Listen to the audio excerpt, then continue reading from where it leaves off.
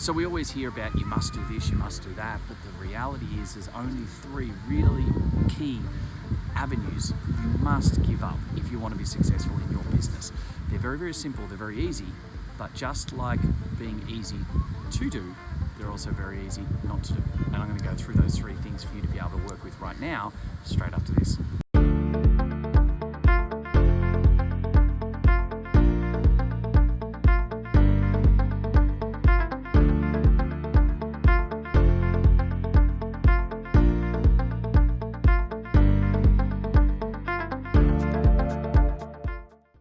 Okay team, so it's really a massive topic. We could be here talking for many, many hours about all the things we have to do, all the things we have to say, all the actions, all the behaviors, and then just as it's really critical that we have all those things that we have to do, there's also the extra long list as well of the things that we need to stop doing.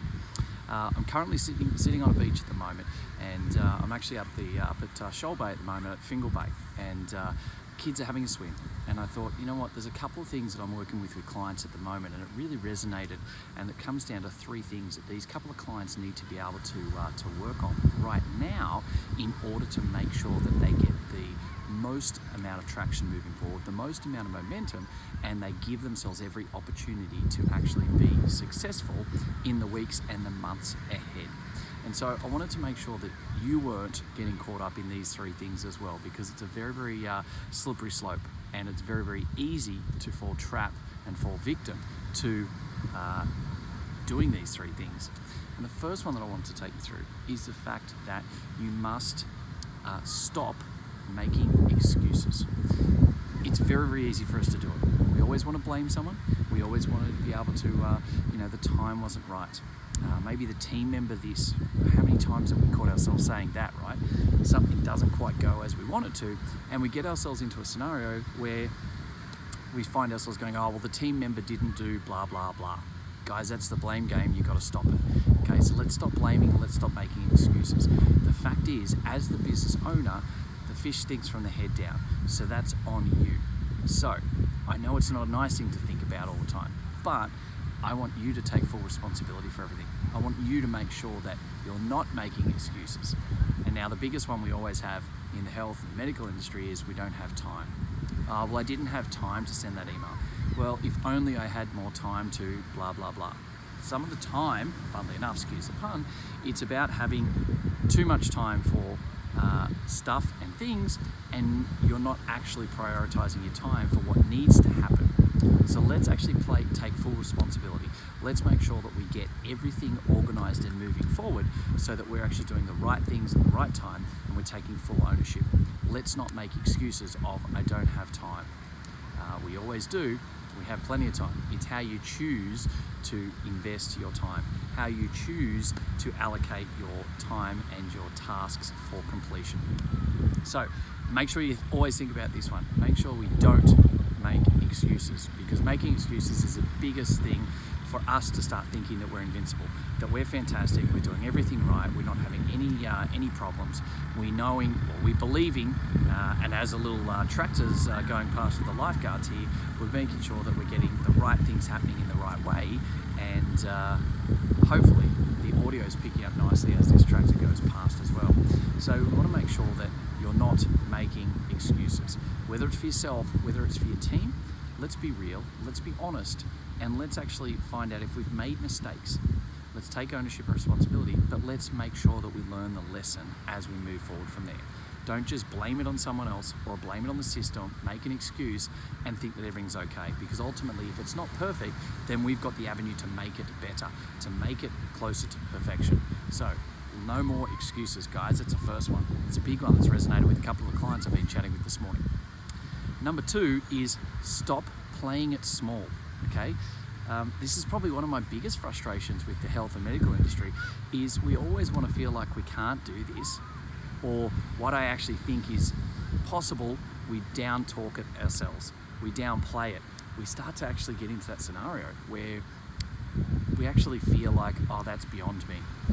And it's that little guy that just sits on your shoulder, or the little girl, we won't be sexist, little guy, little girl, sitting on the shoulder, that no matter what you say and do, is there thinking to yourself, oh, I can't do that, or it's probably a bit much, to be totally honest.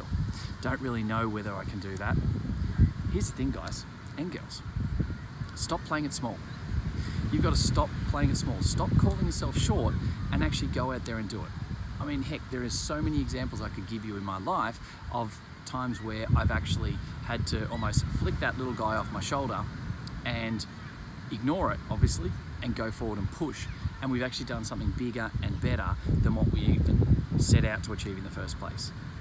And it's all because we backed ourselves, we trusted the process, we did the right due diligence, and we stuck to our guns and made it happen.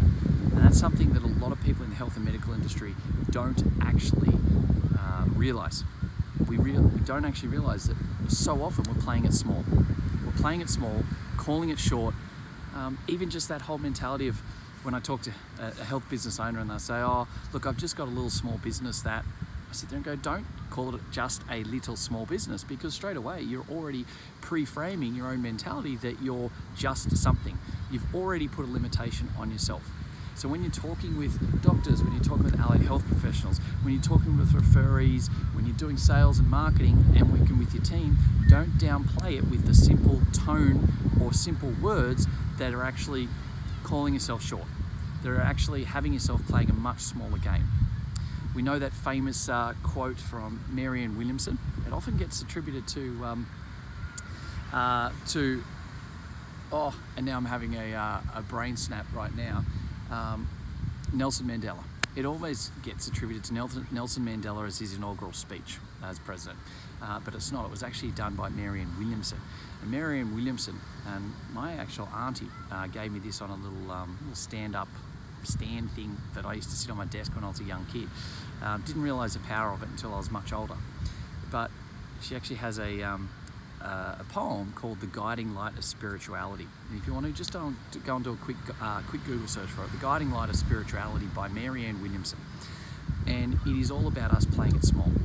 And the whole mentality is from that poem is the fact that what right do you have to play it small? You're your own person. And she says in that poem there that you're a creature of God. Now let's not get into the religious side of things, but it's your right, it's your whole purpose to be everything and everything that you can be.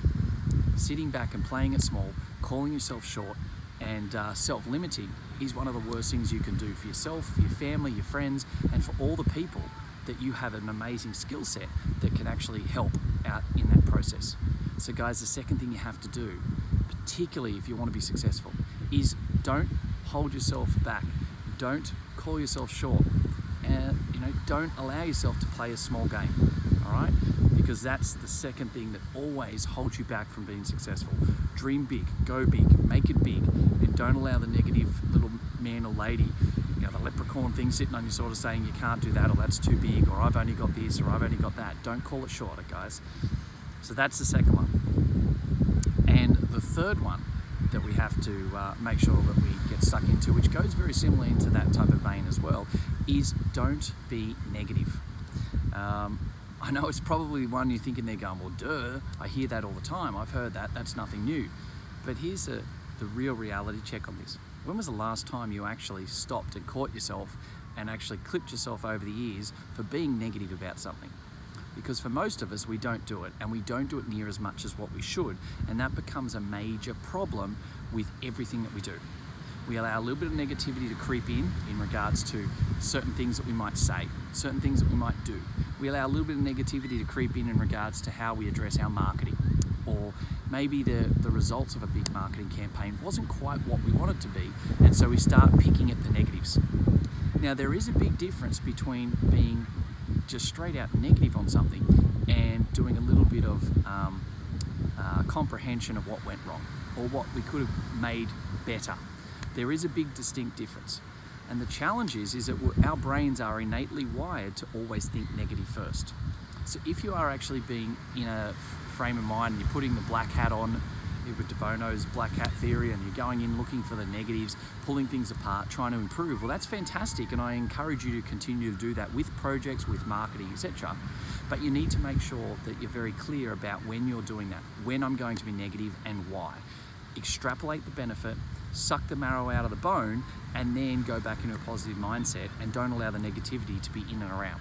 Because too many times, because of how our brain is wired, we're always start negative.